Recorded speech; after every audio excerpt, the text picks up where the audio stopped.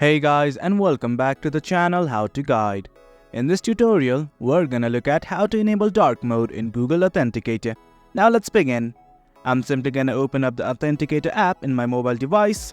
And well, as you can see, dark mode is not enabled. It aches my eye quite a bit. Now I simply want to enable dark mode. Simply open the control panel on your iOS device.